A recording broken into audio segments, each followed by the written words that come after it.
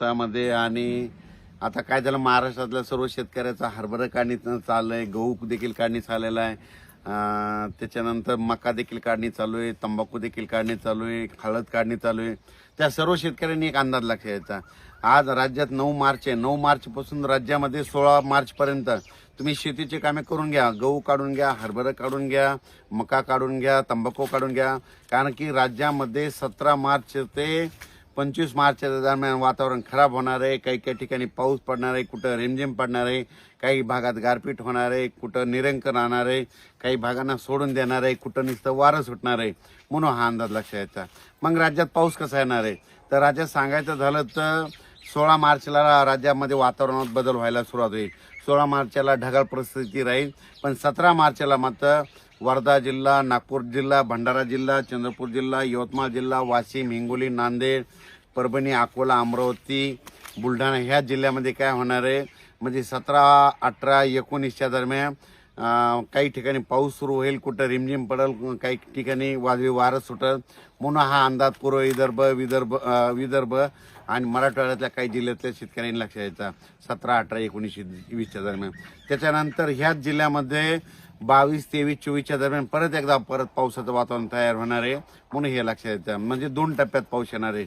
एकदा येणार आहे 17, 18, 19, त्याच्यानंतर 22, 23, 24च्या दरम्यान पूर्व विदर्भ, पश्चिम विदर्भ आणि मराठवाडा ह्या जिल्ह्यामध्ये येणार आहे. त्याच्यानंतर आपण उत्तर महाराष्ट्राकडे वळू. उत्तर महाराष्ट्राकडे देखील तुम्हाला सांगू इच्छितो 17 मार्च पासून ते 23 मार्चच्या दरम्यान परत राज्यात पावसाचं वातावरण होणार आहे. काही भागामध्ये गारपीट होणार आहे, काही ठिकाणी वारं सुटल, कुठं रिमझिम पाऊस पडेल, काही भागांना सोडून देईल. म्हणून हे अंदाज उत्तर महाराष्ट्रातल्या नंदुरबार जिल्हा, जळगाव जिल्हा, धुळे जिल्हा, नाशिक जिल्हा, अहिल्यानगर या भागातल्या सर्व शेतकऱ्यांनी लक्षात द्यायचा. त्याच्यानंतर पश्चिम महाराष्ट्राकडे देखील पुणे जिल्हा, पुणे, सातारा, सांगली, सोलापूर, कोल्हापूर, अहिल्यानगर या सर्व शेतकऱ्यांनी काय करायचं, 17, 18, 19चा एक वातावरणात बदल होणार आहे. त्याच्यानंतर 22, 23, 24च्या दरम्यान एकदा वातावरणात बदल होणार आहे. म्हणजे 2 टप्प्यात तिकडे देखील पाऊस येणार आहे. म्हणून हा अंदाज पश्चिम महाराष्ट्रातल्या शेतकऱ्यांनी लक्षात द्यायचा. त्याच्यानंतर धाराशिव जिल्हा, जालना जिल्हा, संभाजीनगर, बीड जिल्हा, परभणी जिल्हा, लातूर जिल्हा ह्या 4-5 जिल्ह्यातल्या मराठवाड्यातल्या शेतकऱ्यांनी काय करायचं, 17, 18, 19च्या दरम्यान एकदा पावसाचं वातावरण तयार होणार आहे. आणि त्याच्यानंतर 22, 23, 24च्या दरम्यान एकदा पावसाचं, म्हणजे 2 टप्प्यामध्ये ह्या भागात देखील पावसाचं वातावरण तयार होणार आहे. म्हणून हा अंदाज लक्षात येतो. म्हणजे सांगायचं झालं तर माझी सर्व शेतकऱ्याला विनंती की तुम्ही काय करा, तुमचा आलेला असेल हरभरा गहू असेल तर तुम्ही 16 पर्यंत काढा किंवा झाकून घ्या. कारण की या पावसामध्ये काय होणार आहे, काही काही भागामध्ये गारपीट होणार आहे. मग गारपीट कुठं होऊ शकते की तुम्हाला सांगू इच्छितो, गारपीट सगळीकडे होत नाही, हे सगळ्यात महत्त्वाचं. मग गारपीट झाली तर कुठं होते, नदीच्या कडेला होते. नदीच्या कडेला इकडून 1 किलोमीटर, इकडून 1 किलोमीटर त्या पट्ट्यामध्ये गारपीट होते. एखादा कॅनल असेल तर कॅनलच्या बाजूला दोन्ही साईडनं इकडल्या बाजूने 1 किलोमीटर, इकडल्या बाजूने 1 किलोमीटर होते.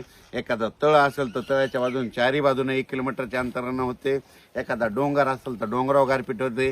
जिथं हलकी जमीन आहे, दगडाची जमीन आहे, त्या ठिकाणी गारपीट होते. पण ब्लॅक जमिनीवर, काळ्या जमिनीवर गारपीट होणार नाही. म्हणून हे लक्षात द्यायचं. मग ब्लॅक जमिनीवर जरी काळ्या जमिनीवर झाली तर फक्त बोरा एवढी होऊ शकते. म्हणून हा अंदाज सर्व शेतकऱ्यांनी लक्षात येतात. पण राज्यामध्ये मात्र 16 तारखेपासूनच वातावरणात बदल होणार आहे. तसं तर 15 तारखेला तर आभाळ यायला सुरुवात होईल. 16 मार्च ते 22-23 मार्चच्या दरम्यान आपण स्वतःची काळजी घ्यायची, आपल्या पाळीव प्राण्याची घ्यायची. म्हणून हा अंदाज सर्व शेतकऱ्यांनी लक्षात घ्यायचा.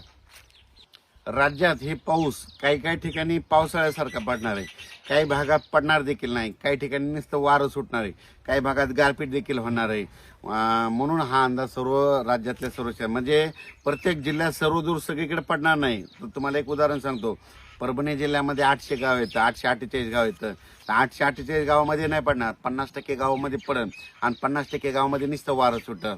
काही ठिकाणी गारपीट देखील होईल. अशी परिस्थिती होऊ शकते. मग तुम्हाला एक सांगू इच्छितो, हे पाऊस नेमका कुठं पडणार आहे आणि ते कशामुळे यायला. तर आपल्या महाराष्ट्राच्या बाजूला छत्तीसगड, तेलंगणा, आंध्र प्रदेश, झारखंड, पश्चिम बंगाल, उत्तर प्रदेश, मध्य प्रदेश, राजस्थान, गुजरात, हरियाणा, पंजाब, हिमाचल प्रदेश ह्या भागात देखील, म्हणजे सांगायचं झालं तर 16 ते 25च्या दरम्यान की देशभरात अवकाळी पाऊस येणार आहे, म्हणून त्याचा असर आपल्या महाराष्ट्राला होणार आहे, म्हणून हा अंदाज लक्षात घ्यायचा. आणि 2026च्या पावसाबद्दल सांगायचं झालं तर शेतकऱ्याला सांगू देतो, 1972 सारखा दुष्काळ वगैरे काही पडणार नाही. उलट हे 2026 आपल्या शेतकऱ्यासाठी चांगलं वर्ष आहे. ज्या वर्षी पाऊस कमी पडतो, सरासरी इतका पडतो, जेमतेम पडतो, पिकाला लागल तसा पडणार आहे, म्हणून पिकं शेतकऱ्याचं चांगले होणार आहे, शेतकरी मालामाल होणार आहेत, म्हणून ही सर्वप्रथम शेतकऱ्यासाठी आनंदाची बातमी. म्हणून माझं एक शेतकऱ्यांचं, पाऊस जर कमी राहिला तर कमी पाण्यावर येणारी पिकं करा, लवकर येणाऱ्या जाती करा, लवकर येणाऱ्या जातीला प्राधान्य द्या.